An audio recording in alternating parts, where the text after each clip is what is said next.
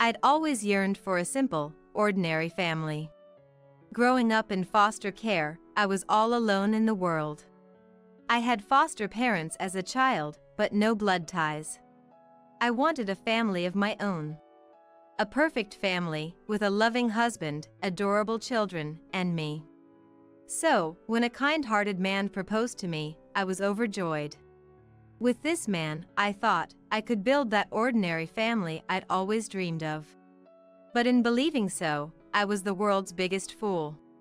My husband, George, callously ordered me around after I came home from a long day at work. Hannah, make dinner, now! Mom and Emily are starving. Barely 2 seconds in the door, and he's commanding me to make dinner. George, my MIL, my SIL, none of them ever think of cooking. My name is Hannah, and I'm stuck with this terrible family. At 29, I work for a large corporation. George, my husband, was a coworker I met at the same company.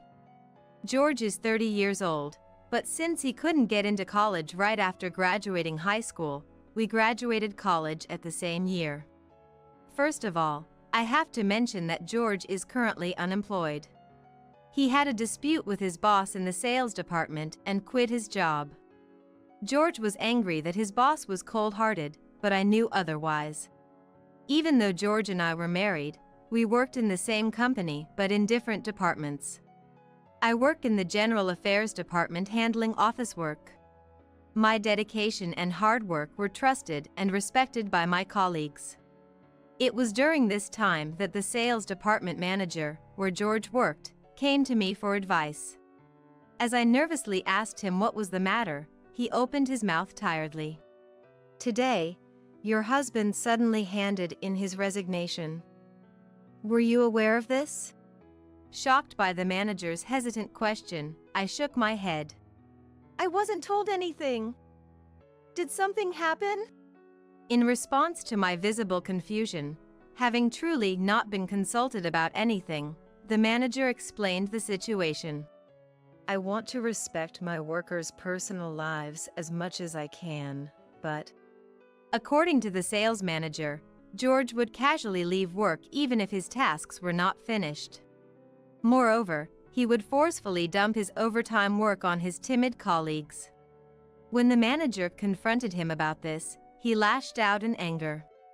George had falsely claimed that we shared housework since we both worked. Furthermore, he stubbornly insisted on leaving work on time, stating that he was worried about his frail mother and sister. When he used his family situation as an excuse, the management could not be strict with him. However, a colleague who had been burdened with George's work complained of mental and physical stress and wanted to resign. The manager advised George that if he prioritizes his family, he should finish his work on his own. George, angry that his argument was not accepted, quit his job on his own accord. To be frank, I'm relieved that he quit. While being considerate of my feelings, the sales manager expressed his honest thoughts. George was arrogant and burdened others despite his incompetency. When his boss pointed this out, he would react angrily without reflecting on his behavior. From what I hear, George was nothing but a liability to the sales department. Feeling guilty, I apologized profusely. "I am deeply sorry for the trouble caused to everyone in the sales department." The kind sales department manager reassured me that it was not my fault. And he was disgusted by George, who had quit his job on a whim, without consulting his wife. Just to confirm, is he really doing housework? And are your family members sick? All his claims are false. I do all the housework, and my MIL and SIL are healthy. Upon hearing my testimony, the manager sympathized sincerely, saying, "I see, that's tough." And that's how my husband George ended up unemployed. He believed that he would get a new job right away, but the real world is harsh. Despite his job hunting efforts, he kept facing rejections. George is resentful on his previous boss, believing that he had badmouthed him to other companies.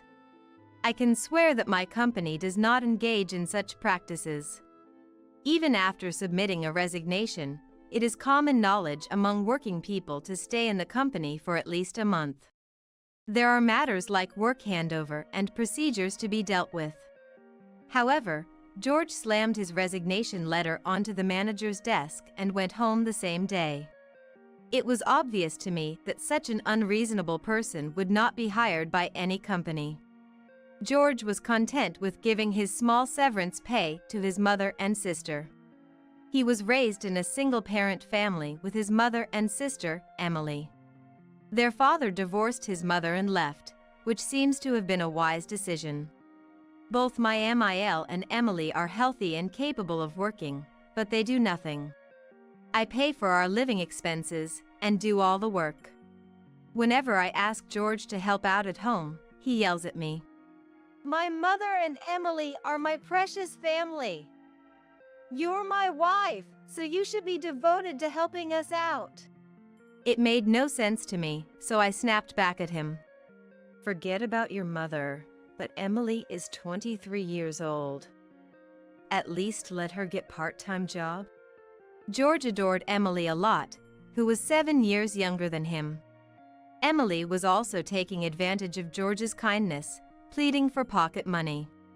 As I firmly refused to give her money, George started working part-time. It was a job managing a warehouse for a courier service. George tells people around him that he quit his job at a major corporation because his family was sick. He is a man who lies as he breathes, just to keep his reputation. And so, George's part-time earnings became Emily's dating expenses. Not doing any housework or work, Emily started going out with men. I was fed up with my MIL stealing bills from my wallet out of her greed for money.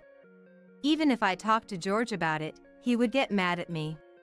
Take care of my mom if you're my wife. This is why I can't stand people who grew up all alone in foster care like you. My MIL scoffed at me, calling me, Hannah, you're so wicked. I was living my days with the worst family. But one day, an encounter that changed my depressing daily life arrived. When I came home after buying groceries after work, there were unfamiliar shoes at the entrance. They were large-sized men's sneakers. I thought we had a guest over, since the shoes were larger than George's. Then, a young man popped out. He was tall, had a handsome face, and his hair was light brown. When I thought Emily had brought her boyfriend, the man apologized. I'm very sorry. I was on the verge of dating Emily, but I'll take it back. Contrary to his frivolous appearance, his tone was polite, a wise young man making sound judgments. I spontaneously asked the young man who was about to leave with his sneakers on. What's your name? I'm Emily's SIL, Hannah. When I introduced myself, the young man looked up and smiled a little. He looked like a player, but he had a smart expression. The man introduced himself after he finished putting on his sneakers. I'm James. I work as a bartender. Emily was a regular at the bar I work. According to him, Emily confessed to him and he was about to accept, but he declined. The reason was that Emily showed her true nature and spilled everything because of alcohol. All my money is all from George's part-time job. My SIL is stingy and ugly. She makes me work and do housework. James deeply regretted that he was inexperienced and couldn't spot a good woman because of that. But, he's a kind-hearted person who couldn't leave drunk Emily alone and sent her home. Moreover, James paid for the taxi fare. Just at such times, both George and my MIL were not at home. So, James got our house key from Emily, who was wasted, and carried her to our living room. I couldn't leave her at the entrance. I swear I didn't steal anything, ma'am. He seemed to be studying at a vocational school during the day and working as an apprentice bartender at night. He was called out by Emily after school. Emily lied about being a worker at a clothing store. James didn't see through Emily's lies and noticed her true nature at the last moment. He may look like a player, but he was a serious and sincere young man. His flashy light brown hair was his natural hair color. I'm mixed. This is the business card for the bar I work at. Sorry for the trouble. He's running late, but he said he's ready to work now. I see. Thank you for bringing Emily home. Have a great shift. When I said that, James went home with a smile. Normally, I would report a young man who was at home without permission and had a connection with Emily. But I intuitively thought that James was a trustworthy person with good nature. It was a silver lining that he hadn't been deceived by Emily. When I entered the living room, Emily was indeed drunk and asleep. She was an annoyance, but to avoid dealing with a potential cold, I covered her with a blanket. Suddenly, Emily woke up and opened her mouth, unable to pronounce her words exactly. Hey, where's James? My boyfriend with brown hair, so handsome. Emily, laughing boastfully, checked her phone and let out a scream. James had verbally told her he couldn't date her, but it was in vain. Emily was too drunk to understand James's intentions. But clever James had politely declined through a text. Emily had no recollection of revealing her true nature. She's crying and angry, feeling like James had abandoned her. What's wrong about me? I've been deceived. The one who deceived James was Emily, but it was unfortunate for James as well. As I ignored the commotion and started cooking dinner, George and my MIL came home. And upon hearing Emily's side of the story, George became furious. Did he mess with you, Emily? Where does he work at? I'll punch him for you. We're going to demand damages. Poor Emily. Indeed, Emily is foolish and pitiful, but it's completely due to her own resentment. As I was worried about causing trouble for James, Emily glared at me. Hannah, did you say something to James? She showed me the text on her phone, causing me to gasp. The message read, "I can't date a liar." Emily had drunkenly revealed everything, but she thought I was the one who tattled. George and my MIL also confronted me, so I explained the truth of my encounter with James at the entrance. He was trying to take care of Emily and was about to leave the house when we ran into each other. That's all. I asserted that I hadn't said anything unnecessary to him. George clicked his tongue and turned his face away from me. Emily, let's eat sushi today. It's premium sushi. George decided to order sushi delivery on his own. And he started eating the premium sushi with my MIL and Emily, all on my tab, without touching any of the dinner I had prepared. As I sat eating the dinner I had prepared alone, the three of them were laughing. Eating sushi as a family is the best. It makes up for the usual terrible cooking. Really? It's so delicious. It compensates for the usual bad food. George also agreed and laughed along with my MIL. While enduring their mockery, I felt more emptiness. Is this the family I wanted when I got married? How stupid. Suddenly, the face of my only family member with whom I'd become estranged after marriage floated in my mind. And for some reason, I recalled James's kind smile and was parted. A turning point for me arrived several days later. While cleaning the house on my day off, George brought me a bank book. Seeing the deposit notification, I panicked.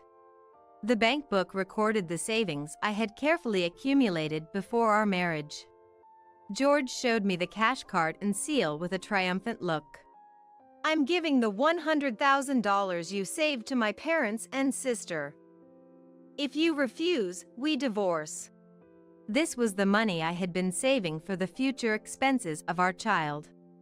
I thought that if we had a child, George might keep a distance from his mother and Emily. But George completely denied my dreams, saying, I care about my mother and sister more than our kid. Do as you like. I had hoped to build a happy and ordinary family, but it seemed impossible. I showed George the divorce papers that I had prepared for him. If you accept this, we're getting a divorce. It's over between us. George joyfully filled in the necessary information on the divorce papers and handed them back. That was the end of things with him. Ignoring George, who was elated over $100,000, I packed my bags. Then I left the house and submitted the divorce papers, which got registered just fine. I, having divorced George, had returned to my adoptive father's house. My adoptive father is often absent due to work, so essentially I live alone. When I left home, I called my adoptive father. Hannah, come back to your family home. I, who had been rebelling against my adoptive father since adolescence, felt like crying. Despite our strained relationship, my adoptive father forgave me, who used to be so ungrateful. Living quietly at home, memories from my childhood came back to me. The fact that I was taken from the orphanage to my adoptive father's house. At that time, I had an adoptive mother who loved me as if I were her own daughter. That adoptive mother passed away from illness when I was in junior high school. Since then, I had been rebelling against my adoptive father. I was lonely because my adoptive father was often absent due to work. But now that I think about it, both my adoptive father and the late adoptive mother cared for me. I was fixated on a normal family and had forgotten the love of those close to me. I'm divorced now. I'm having a huge burden lifted off my shoulders. With the load off my shoulders, I was now working hard. That's when I ran into James again. When I was about to leave work, I ran into the sales department's manager in the elevator hall. When I started to say good job today, the manager kindly spoke to me. You've been through a lot. You look better than before, and I'm so happy for you. The manager knew about my divorce with George. He sincerely praised me for holding up well. As I bowed and got into the elevator, the manager spoke in a serious tone. There's a bar that's been talked about in the sales department. I want to go, but it's a bit too fancy for an old man like me. I heard that the manager has a wife and children who is in high school. What kind of place is it? A cafe or something? Then the manager pleaded with me. It's a bar. I don't drink, but I'm fascinated by bars. So, he humbly asked me to accompany him. I know the manager is a sincere person, so I decided to accompany him to the bar. The bar, recommended by the manager's workers, was a hidden gem in the basement. The manager said, "Don't be nervous," as he opened the door to the shop. The interior was truly chic, the kind of decor that young people would like. I followed the manager into the shop, but was shocked when I looked at the bar counter. James? The bartender was James, whom I had bumped into before the divorce. He was a bit surprised too, but quickly smiled. Welcome. It's been a long time, Hannah. The flashy and handsome bartender's words made the manager raise his voice. Do you know each other? The women in my department have been talking about a very handsome man working here. He looks like an actor. As the manager laughed, James seemed embarrassed. Not at all. I'm just an apprentice bartender. What would you like to order? I'm not used to bars, so I ordered what James recommended. The manager ordered a non-alcoholic cocktail. The bar was quiet and clientele were refined. James' father was said to be the owner. At first, I rebelled and went to college. But I ended up being inspired by my father's work. James prepped a cocktail and I announced that I had divorced. As I was drinking the clear blue cocktail, the boss was unusually furious. That woman's ex-husband is outrageous. I should not have given him a retirement allowance. Boss, did you get drunk on a non-alcoholic drink? James prepared a mint soda, smiling at me who was forcing a smile. He offered the mint soda to the boss for free. The boss calmed down a bit and asked while drinking mint soda, "Hey mister, do you send drinks from other customers? Like in dramas?" James laughed cheerfully at the boss who was asking seriously. "I've never done it." Urban legend, perhaps? I was having a pleasant time at the bar when suddenly my phone rang. I was about to step outside, but James told me it was okay to answer the call here. Upon confirming who it was George, my ex-husband whom I had divorced. I was annoyed by the interruption of the fun gathering, but I answered because the calls were persistent. Before I could ask the purpose of the call, George complained loudly. "I can't withdraw money. Your balance is 0. Of course. That's after I transferred the deposit to another account. Think about it. Would anyone keep a passbook with a $100,000 deposit in a house where those 3 greedy people live? It is for sure that it would be stolen, so I had to take measures in advance. The passbook George stole from me was a dummy. The real one was carefully hidden by me. That's why I still have the $100,000. When I told him, George was dumbfounded. He, my former MIL, and Emily were having a luxurious time overseas. They gambled, and as their funds started to run out, they tried to dip into my $100,000. However, they couldn't withdraw the money and were so distressed they called me. George threatened me to send all my assets immediately. I refuse. I handed over the passbook obediently. I also gave up the house in the property division. I coldly declared that I no longer knew anything about it. In the meantime, James asked me to lend him my phone. In front of me and the boss, he ruthlessly demanded George. "There is a tab of $3,000 of your sister's drinks. I'm sorry, but please pay." After saying only that, James returned my phone to me. "So work hard for your beloved mother and sister, big brother." George cried for help, but I hung up the call. When I apologized for making a fuss, James offered me a cocktail with a smile. "It's on me." And a ginger ale for the boss. "Let's toast to the refreshing turn of events." James, the boss, and I toasted to George's miserable fate. From then on, George really fell into hell of debt. When he was at a loss in a hotel overseas, a kind gentleman approached him. The gentleman was a president in finance and offered to lend him money if George was in trouble. George, who was in dire need of money, jumped at it without thinking about the interest. As a result, his debt ballooned to $500,000, and he was in a crisis. The kind gentleman even prepared a job for him to repay the loan. Now, it seems George is working on a fishing boat. Nobody knows where is it now. Emily and my MIL had an obligation to repay. Working from morning till night, except for sleeping. They sold their house and now lived in a small apartment. I was living as usual at my parents' home. Today, unusually, my foster father was here, so we were chatting. "You're well prepared.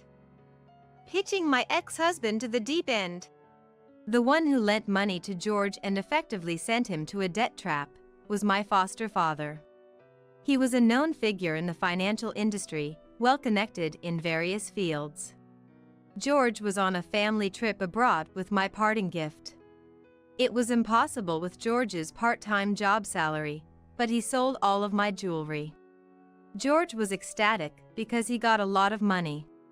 He was having a blast overseas with that money. When I got married, my foster father told me to protect this one thing. He strictly ordered that when I divorce, I should leave the jewelry and the house.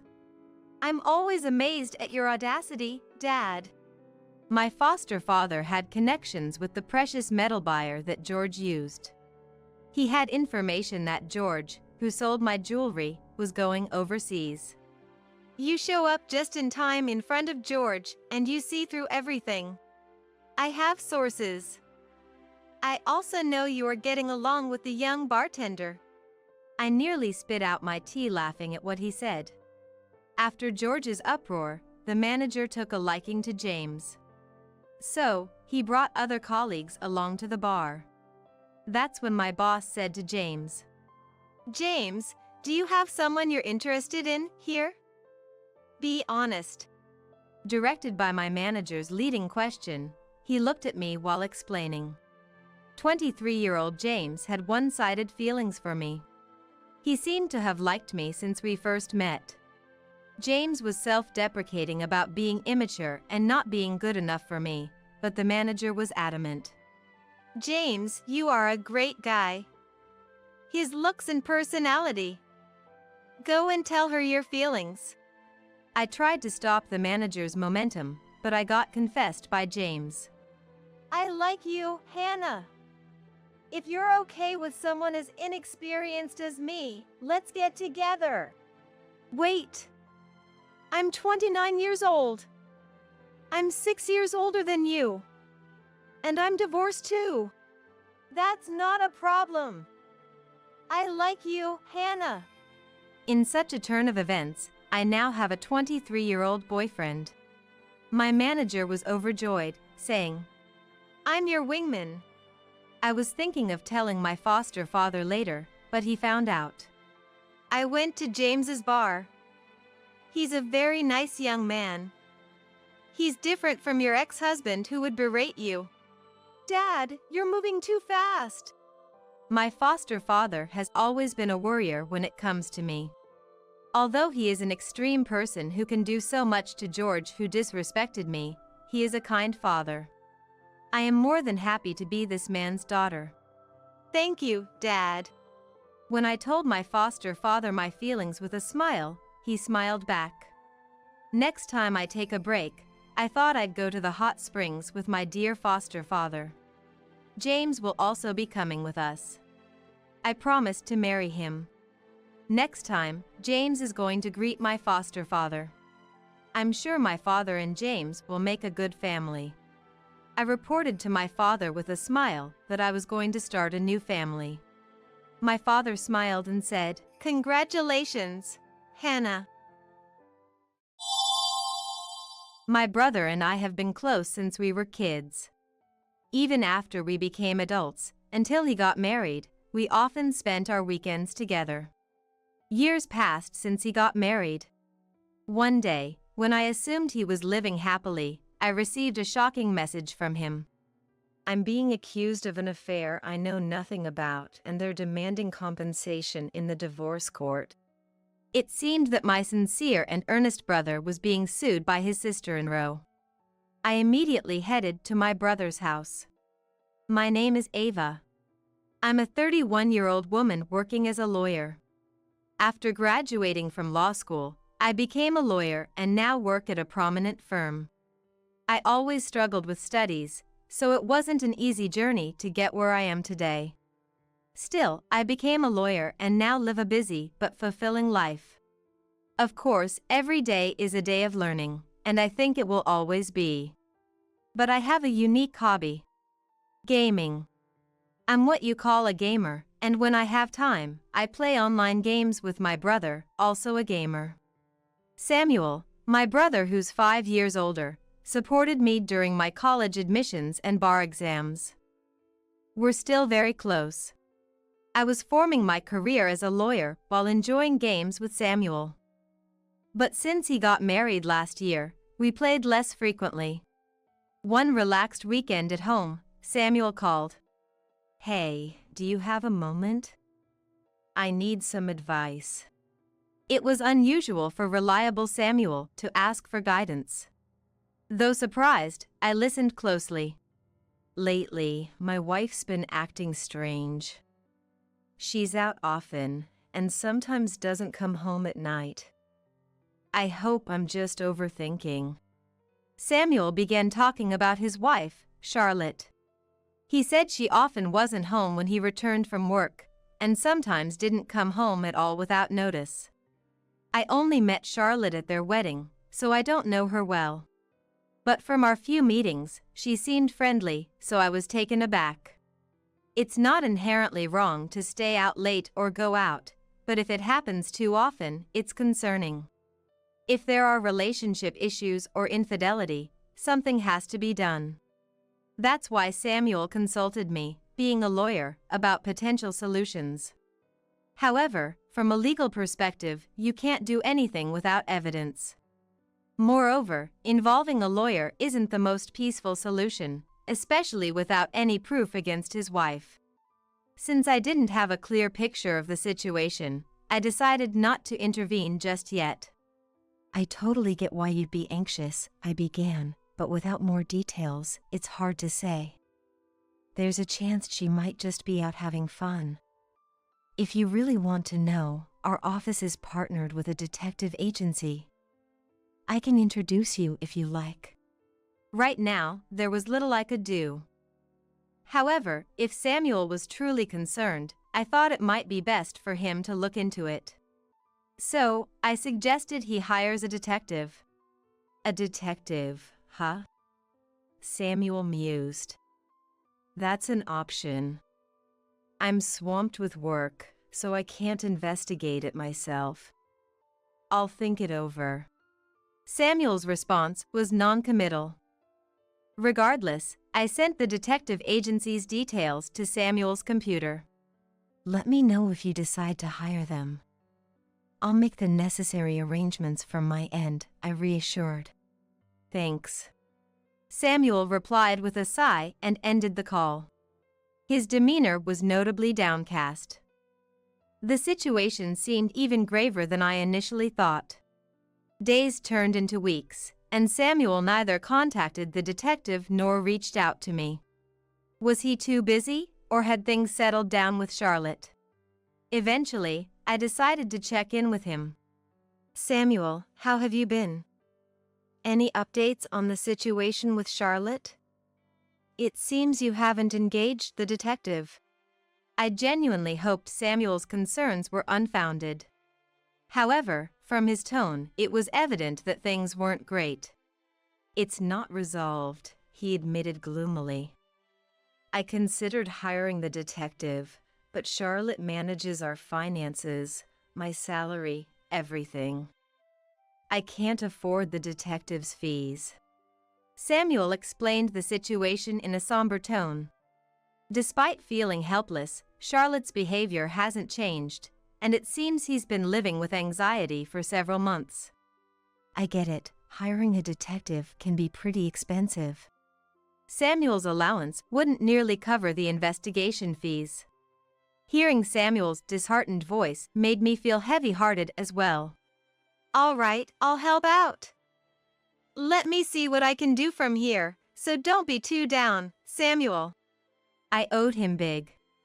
I thought of this as an opportunity to repay a favor and told Samuel so. I wanted to alleviate Samuel's worries, even if just a little. I asked Samuel to wait for a bit and ended the call for the day. A few weeks later, I stumbled upon some unsettling information about Charlotte. Before I could share it with Samuel, he called, sounding more frantic than ever. Is everything okay? Something's come up. He blurted out. I braced myself for what Samuel would reveal next. Charlotte is threatening to sue me for alimony based on false allegations of infidelity. She even has a lawyer demanding compensation for our pending divorce, claiming they'll proceed legally if I don't pay. It sounded like Samuel had been ambushed by Charlotte and her lawyer, with unexpected demands. He explained that he had secretly called me during a break from their intense discussion. Hearing this, I was at a loss for words. I knew Samuel wasn't the type to cheat. Samuel himself probably has no idea at all. That's why he's saying it's fabricated. So, Charlotte is claiming compensation in the divorce trial based on a non-existent affair story about Samuel. Samuel is genuinely a good person who is kind to everyone. Having seen many victims of scams and frauds at work, I was always worried about good-hearted Samuel. I often wondered if he might someday be deceived. But I never imagined this deception would come from his own spouse. So, what's the situation? What's the other side saying? I mean, Samuel isn't having an affair, so this claim seems far-fetched. Given that he'd received a call in the middle of our conversation, it was uncertain when Samuel might be taken back. I needed to learn as much as possible about Samuel's situation in this brief time. So, I quickly pressed Samuel for details. He shared that someone had snapped a photo of him during a business meeting with a female colleague, and now they were using it as proof of an affair. In the photo, both of them were dressed professionally, and the location wasn't suggestive in any way. It was clear they were forcibly trying to frame it as evidence of infidelity. There were a few things that struck me as odd at this point. Specifically, the approach of the opposing lawyer. A lawyer is a professional, after all. They wouldn't do anything to harm their client's interests. If it's a case of infidelity, they'll do their utmost to reduce the compensation amount in a divorce trial if their client is the one having the affair. If their client is the victim, the lawyer's job is to claim the maximum compensation. But demanding compensation based on such flimsy evidence was highly suspicious. If they truly studied law, then they're a truly terrible lawyer. If such unreasonable demands were met, anyone could make wild compensation claims. There was no need to accept such an absurd request. As family, I couldn't stand by and do nothing. Samuel, I'm coming over right now. Don't answer anything they say until I get there. Just stay put and wait for me. I decided to step in as Samuel's lawyer and talk to Charlotte and her lawyer. From lounging in my casual clothes, I quickly changed into my suit, shifting into work mode. I called a taxi and headed to Samuel's house as fast as I could. Upon arriving, I took a deep breath and rang the doorbell. It was Samuel who answered, and he welcomed me inside. Heading to the living room, I found Charlotte sitting next to an unfamiliar man. This man seemed to be Charlotte's attorney. Both of them looked at me in surprise. Sister-in-law, it's been a while. I greeted Charlotte briefly and then introduced myself to the man beside her. Nice to meet you. I'm Ava, an attorney. I'm here today representing Samuel. At my words, both Charlotte and her attorney looked shocked. What? Ava, a lawyer? You're joking, right?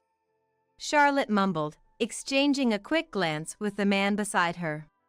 It's understandable that she was taken aback. She had no idea that I practiced law. I had been approached for free consultations and mentioned behind my back, leading to past troubles. As a result, I seldom share my profession with anyone other than close friends and family.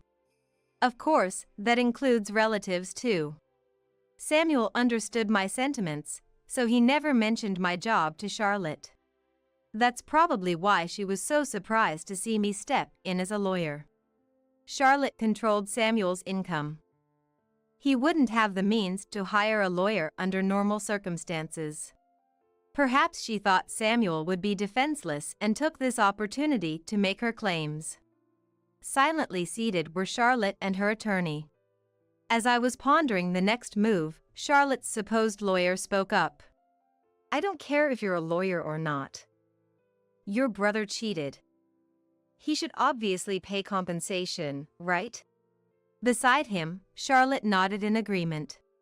Did they genuinely believe they could win compensation in a divorce case with that? What do you have as evidence of this alleged affair? While I could never believe any tales of Samuel's infidelity, the two kept insisting even after I arrived. Wondering if they had any additional evidence beyond what Samuel shared with me, I pressed the opposing lawyer. He was having dinner with another woman. That's solid proof. Let's say we'll let it slide for $50,000.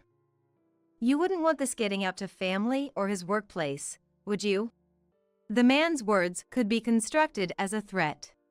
I almost chuckled. Demanding $50K based on such a flimsy accusation. Doesn't he realize how ridiculous he sounds? His bold claims only made me want to laugh more. By this point, my suspicions were nearly confirmed. That this attorney might just be a fake. Despite being a so-called attorney, he had employed what seemed like threats against Samuel, something that had caught my attention from the start. I initially thought he might just be a corrupt lawyer. But even with a genuine attorney like me present, he kept making statements no real lawyer would utter. Claiming $50,000 compensation based on a mere public meeting is absurd. Just being in a suit in broad daylight in a public place doesn't prove infidelity. To prove adultery, there needs to be direct evidence of actual misconduct. Any attorney would know this, it's a fundamental aspect of the law. If he doesn't even know this, something's off. I understand your concerns, I began, but we can't just agree to the payment. Sir, could you provide your attorney license number and your full name? If you could also provide the name of your firm, I'll get in touch to set up another meeting.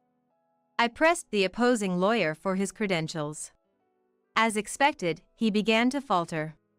I can't quite remember my license number right now. I must have forgotten. Please contact my wife for appointments. Forgetting one's own attorney license number? That's unimaginable for a real attorney. It's clear he's trying to deflect and quickly exit this situation. You can't say it, can you? Because you're not a real lawyer. I hit the nail on the head. I thought he would admit it now, but he defiantly countered. What are you talking about? That's absurd. I could sue you for defamation. If he could, I wished he would. I couldn't help but burst out laughing. If you're genuine, then tell me. A trustworthy attorney wouldn't hide their identity. And a real attorney wouldn't threaten to sue over such a minor issue. I replied with a smirk, leaving him speechless. The tables seemed to have turned. Both Charlotte and the imposter attorney looked defeated. Now, the ball was in my court. Mr. Fake Attorney, aren't you actually Logan, sister-in-law former classmate? You work in sales, don't you? Hearing this, the two of them looked up in shock. Samuel, who had been quietly watching the exchange beside me, looked at me in surprise. You're not an attorney. You're SIL's affair partner. It wasn't Samuel having the affair, it was you two, wasn't it? Am I right, Charlotte? Everyone in the room was taken aback by my revelations. The sudden appearance of an attorney who knew everything must have been startling. I had been consulted by Samuel, and after learning he couldn't afford to investigate, I took matters into my own hands. I couldn't stand seeing Samuel so distressed. An investigation revealed Charlotte's affair. I had been informed of every detail about the man she was seeing, including his identity. When I arrived at the house and saw Charlotte with the man next door, I was equally taken aback. Turns out, the man who claimed to be Charlotte's lawyer was actually her affair partner. I'd done my homework. I let them know I had plenty of evidence of Charlotte's affair and reminded them that Charlotte and her partner would be the ones paying compensation.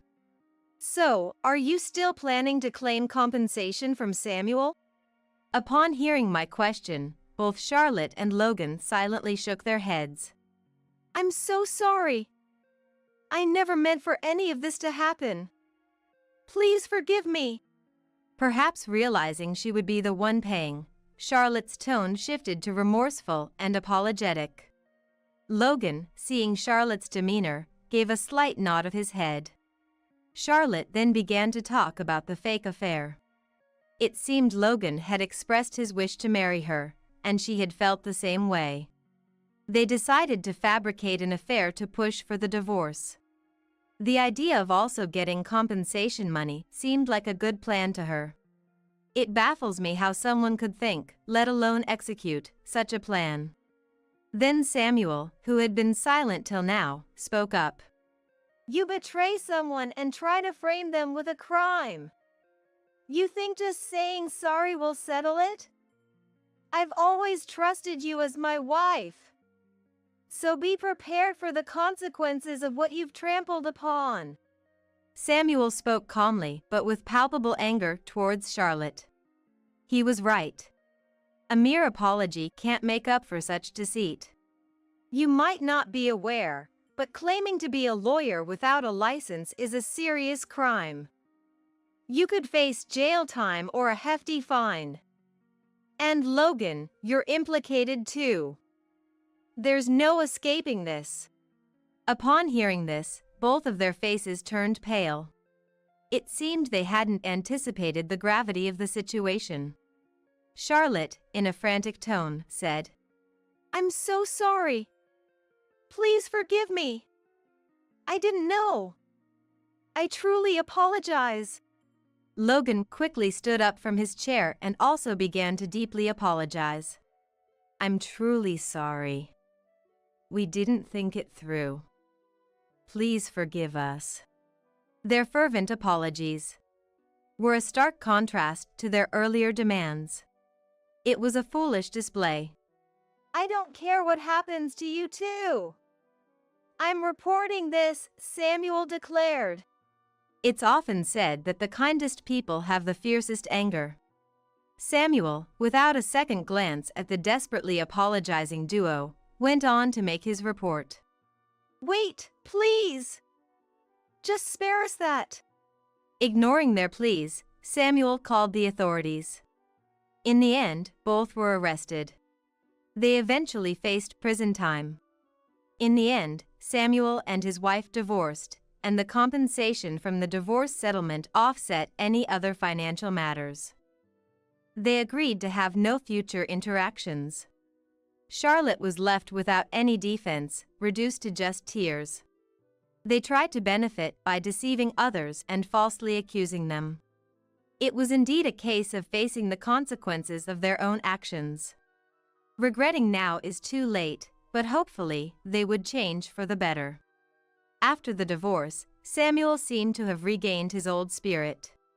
Ever since getting married, Samuel and I have been enjoying online gaming, something he had set aside for a while. After the whole divorce debacle with Charlotte, Samuel moved out of the room they shared and started anew in a different place, trying to shift his feelings and begin a fresh chapter. For a while, he seemed to have lost trust in people and kept his distance. But lately, I've noticed he's been slowly venturing out for meals with friends. Once Samuel feels a bit more settled, I'm thinking of introducing him to some of my trustworthy friends. More than anything, after all the hurt he's been through, I want Samuel to find happiness.